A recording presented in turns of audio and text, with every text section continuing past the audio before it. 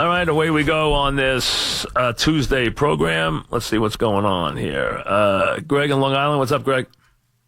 Hey, Mike, how you doing? Good, what's up? Mike, I got a couple of things with the Yankees. Aaron Judge, I mean, I really think he deserves the MVP this year over Altuve because just like what he brought to the league and stuff as far as the All-Star game and everything, and his homers and on base and walks. All right. Okay. And the Yankees manager, why would they even talk to David Cohn or Flaherty? Or I don't see how that's an upgrade over Joe Girardi. What was your point again? One more time. Who was an update over Joe? Who's an update over Joe Girardi? Yeah, how would Flaherty or Cohn or Eric Wedge be an upgrade over Joe Girardi? How do you know? How do you know who's going to be a good manager? Where does a good manager come from? Where exactly does a manager come from? I mean, how do you know who's going? So the idea that you can tell me somebody's not or going to be a good manager, you never know. You don't know how somebody's going to respond. So, listen, they can talk to anybody they want. Well, it doesn't mean they're going to hire him. Frank in Massapequa. What's up, Frank? Mike, when you work out your next deal, you got to look into that lifetime private jet. Yeah, listen, I tell you, I'd like to have that one. I tell you, anyone would like to have that one. Jeez. I mean, that is almost galling. I mean, that is unbelievable. Lifetime, I've never heard of that one before. That is the perk of all times. More power if you can get it. A lifetime jet, and that is on your own jet, lifetime. Man, that's unbelievable. Does the president even get that, an ex-president? I don't think so. I do not think so, no. I don't believe so, no. I mean, that's a good point, but I do not. They get Secret Service. Unreal. They get Secret Service, but I don't think they get their own jet, no. I mean, that's a good point. I don't think the ex-president of the United States get that. No, that's an amazing perk. Yeah, I've never heard of that before. Two quick points, if I can, Mike. Mm-hmm. I know all personalities are different, but when Parcells was on that sideline, he was screaming at everybody. He was getting in Sims' face, getting in Taylor's face.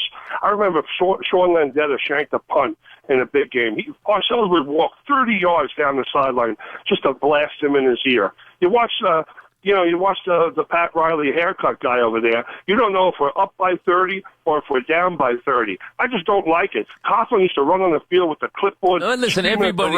One thing though, everybody's different, and the only thing I'll say to that is, listen, you can describe that as slick back. Comparing him to Pat Riley is a little out there. Not much to compare as far as style when it comes to him and Pat Riley, but it is slick back. But, hey, listen, demeanor doesn't make the coach. Tom Landry was a great coach. You never saw any emotion out of him, ever. So, I mean, demeanor, that does not make the coach. But there's a lot of other things that do. Larry in Queens, what's up, Larry? Mike, three observations, and then hopefully you can respond. Yep. First of all, I think Jerry Jones has some very legitimate concerns. Right. And they should be addressed. Right. Secondly, whenever I listen to McAdoo and Todd Bowles speak at a press conference or address the media after a game, all I ever really hear are an offensive and defensive coordinator, not head coaches. Thirdly, the Knicks last night. One of the things I loved about this Knicks team, and me and you have been talking since Ewing and Oakley and way back, and this team was having fun. After the 0-3 start, they always seem to have fun. The thing I thought last night that was different was that I thought they were coming to the defense of Nicolatina, which I thought was great. They were. They did. Cantor did. I mean, Cantor came after LeBron and even went after him after the game. He called them, what is he, the king, the queen, the princess? I mean, he even was going after him in the postgame. So, I mean, listen, now, you did tug on Superman's cape, and then he's, led him to 43 points in the fourth quarter, which is, typical LeBron. But I thought the Knicks did a lot of good things yesterday. I really did. I thought it was a great setting. I thought the whole thing was fun. Now, he'd like to win the game, but heck, that'll come. Sam in Uniondale, what's up, Sam? What's up, Mike? What's happening? Mike, what's going on with the Yankees? It's been 2 weeks. They're in no rush here. They're in no rush. Listen, they are in no rush. Cash has even put it off for a couple of days so he could go to the GM meetings. They're in no rush with this thing. They got plenty of candidates. They're in no rush. They clearly are going to take this over a period of time. There's nobody else out there needs managers. They're anyone's that they want to interview is going to interview with them. So, I mean, there's no rush. I mean, the time is not the issue here. There's no reason for them to rush to name a manager. They're not in competition for anybody. So, I mean, there's not any issues there. Ira in Staten Island, what's up, Ira? Hey, Mike, what's happening? What's up? Hey, boy, they let one get away on Sunday. They got outplayed. They got outplayed. I mean, I think the better team won. I think they're a better team, and they just outplayed them. They couldn't get the ball back from them. Yeah, no, the offensive line, you know what the deal was. And you know what? The defense hung around as long as they could, and they got tied on that last drive when they held the ball for about 8 minutes. But I hear people talking now with the quarterback situation. Listen, there is no situation. They got to go with McCown, which is the right thing to do, until maybe they get that 9th loss. Yeah, 9 losses, they'll play the kids, but they know what we already know, and that is that their quarterback of the future is not on this roster, and that they will probably be in the market for a quarterback in the draft this year or in free agency, that their quarterback is not here, and they have to move forward. And that's basically it. And I think, you're right, after 9 losses, whenever that is, and hopefully for their sake it's not for a while, whenever that is, I agree with you, Ira, they will then start to look at Hackenberg and see where they are. And again, I don't think there are guys on the roster. I'm sure they don't either, and they'll take it from there. Tom in Dumont, what's up, Tom? Good. The next coach for the Giants for next year. Who? The next coach. Listen, I'm not there yet. Jim Harbaugh from Michigan. He's not. Jim Harbaugh's never coming to the Giants. What? They would never. In New York? They would never come. He would jump at that. He would never. You know little about the Giants. If you think the Giants would ever hire a coach like Harbaugh, first of all, they would never pay him. You know how much money he makes? Yeah. Do you have any idea how much money he makes right now? It's in the millions, I'm sure. In the millions. He makes $9 million a year at Michigan. He would only come for a monster deal, a deal the Giants would never even consider for a coach. Ever even consider. Right? He's already making more than he makes more than almost any NFL coach this side of Belichick already. There might be one other coach, I don't even know whose package it is, that might be that big as far as compensation goes. I mean, he's making $9 million at Michigan. Harbaugh makes a lot of money everywhere he goes, and he's not the style. That's not what the Giants would be after. He's not. If you know the Giants and who they are, that Harbaugh is not for them. He's just not. Now he could go to Indianapolis. He could even go to Chicago, except the one thing: Chicago will never pay him. I mean, I would be stunned. Chicago, which is a cheap, the two organizations that are owned by heirs of the great coaches, Hallis and Brown, are the cheapest organizations in the NFL. They're run the cheapest that they can be run, and they don't like to pay people. So that's why they keep people around, and that's why they don't fire coaches sometimes. I mean, you can't get them to do anything. The Bengals are worse than the Bears, but the Bears are bad. If he's going to go anywhere, it would be to Coach Luck in Indianapolis. He'd get a blank check to do that. Ruben in Queens, what's up, Ruben? Hey, how you doing, Mike? Yes. Let me ask you something. Last night, with the game, the Knicks need a point guard. They need a point guard. Well, they hope they have one. You got to let him. You got to let him play. Wait a second, you don't know yet. He has only played a couple of games, Ruben. You don't know that. LeBron said the right thing yesterday. You don't know that. They blew it when they didn't take Smith or Monk. You don't know that either. You don't. It's too early to tell that. You can't tell me that yet. You don't know.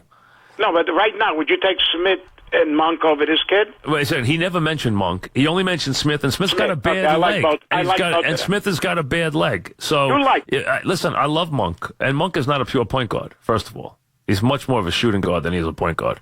Fox, I would have taken over this kid in a heartbeat. Fox is a pure point. I love Monk, but he's not a pure point. He's really a two guard in a smaller body. He's kind of listen, I don't like to designate guards. I'd rather play two guards and let them play. So I believe in that. But if you want to get into the pure point guard stuff, Monk is not a point guard. He's a great shooter. He's gonna be a great shooter, but he's not a point guard. You don't know about these kids. Yeah, let him play a little bit first. Maybe Smith's gonna be better, but Smith also had a knee injury, which was something you had to pay attention to. Andy in New Jersey. What's up, Andy? Hey, Mike, I was listening, and you were talking about the commissioner and the lifetime jet. Yes. How about we give him Marty Lyons? He's pretty close to a lifetime Jet. Got it. There we go. That's a good one. Okay. No, I'm sorry. Yeah, that's pretty bad. It's pretty bad. John in Queens, what's up, John? Hi, Mike. Joe Girardi, you think that the Nationals will get him? Because I mean, the Nationals already hired a manager. Mike in Brooklyn, what's up, Mike? Hey, Mike. Thank you for 30 years of memories. Thank you. Of listening to you. Thank you.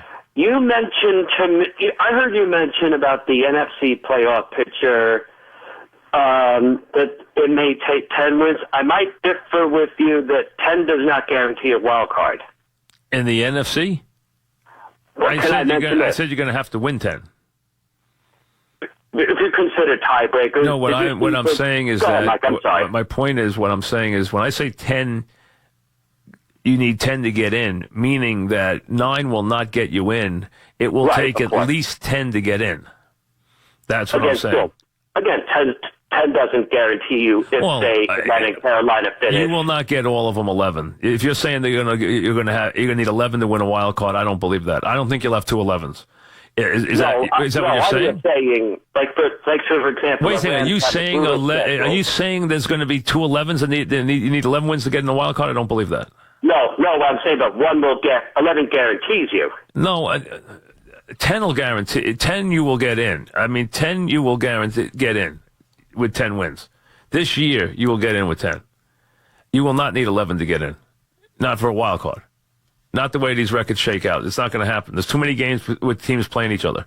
There's too many division games left for you to need that. The games are too intertwined. In the South, as an example, those 3 teams, they all play each other. Some of them play each other twice.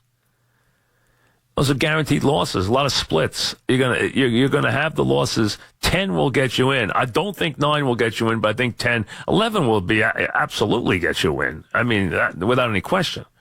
I mean, that's not a question, but 10 you will get a wild card, but it's going to be hard to get to 10. If you're Atlanta, getting 5-2 the rest of the way is not going to be easy.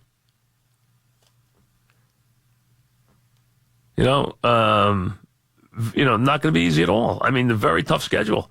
They have New Orleans twice, in a couple of weeks. They got a lot of tough games to play. So from that standpoint, I mean, if you're right now, you're the Cowboys. If you're Atlanta, those are going to be very tough roads the rest of the way. Exceedingly tough. Atlanta's at Seattle this week. Next week they play Tampa. Then they play Minnesota. And then in the last 3 weeks of the season, they play New Orleans twice. They play them at home on a Thursday night, and then they play them the last week of the season in New Orleans. So weeks 15, and 17, they play against weeks 14. Weeks 15 and 14 and 16. They play, and then they play Carolina week 17. So their last 3 or 4 weeks, they play New Orleans, and Carolina, 3 of the last 4 weeks of the season, Atlanta. That's going to be what sets that. That's going to be it right there for them. New Orleans twice and Carolina, the last 4 weeks of the season. So that's why these teams are going to be. They're all going to be knocking each other off. 2:00.